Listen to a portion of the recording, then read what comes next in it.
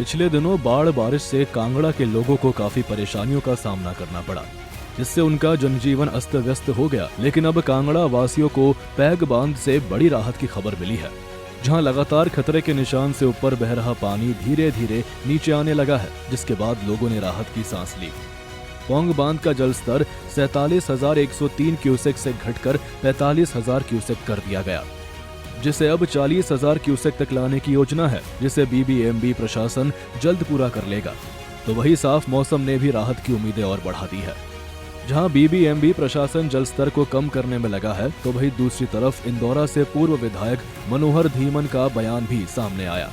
पूर्व विधायक मनोहर धीमन ने कहा कि बाढ़ से प्रभावित परिवारों की जिंदगी की पूरी पूंजी उजड़ चुकी है। किसान परिवारों के सामने अब रोजी रोटी का संकट खड़ा हो गया है। इसको लेकर उन्होंने सरकार से तुरंत राहत पहुंचाने और स्थायी मुआवजे की योजना बनाने की मांग की। आप देख रहे हैं, आप चश्मदीद गवाह हैं। कोई बंदा झूठ बोले जब आप चश्मदीद गवाह, पीछे देखो जो पानी पानी है, किलोमीटर तक आप नजर दिखाओगे ना, तो सारी जमीन बह गई है। इतनी जमीन जिन किसानों की बह गई है, साल भर की इनकी कोई कमाई है, वो बह गई है। तो हमारा तो सरकार से ये निवेदन है, इसका परमानेंट कोई हल, परमानेंट सोल्यूशन किया जाए। इसका चैनलाइज होना बहुत जरूरी है। मैं गांव गया हूँ, हर जगह गया हूँ, मंड में, क्षेत्र में, हर क्षेत्र में घुमा हूँ। लोगों की एक ही आवाज़ है कि हमारा जो ब्यास नदी का तटीकरण होना चाहिए, तभी हमारा बचाव हो सकता है।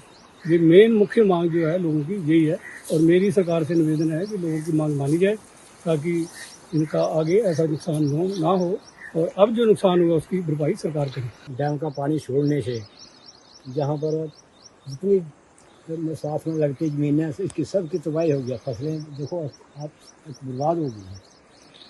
और ज़्यादा करके इन क्रशरों वालों ने इधर ज़्यादा खनन करने से पानी का बहाव इधर ज़मीनों की तरफ आ गया है। जब मुझे अगली बार फिर ऐसा नहीं, कोई भी इसका हल नहीं हुआ, तो अगली बार जहाँ से शायद हमारी ये ज़मीनें और भी बर्बाद हो, जो जहाँ पर जो हमने शेड वगैरह, मोटरें वगैरह लगाई हैं, वो भी बर्बाद हो जाएगी। क्योंकि हमारा तो निर्भर ही हम इस पर हैं, जमीन पर ही निर्भर है हम। बहरहाल बांध का जलस्तर खतरे के निशान से कुछ ही ऊपर है, लेकिन डिस्चार्ज कम करने की रणनीति से हालात धीरे धीरे सामान्य हो रहे हैं। प्रभावित ग्रामीण अब प्रशासन से त्वरित राहत और स्थायी समाधान की उम्मीद लगाए बैठे हैं। सूर्य समाचार के लिए कांगड़ा से रविंद्र चौधरी की रिपोर्ट।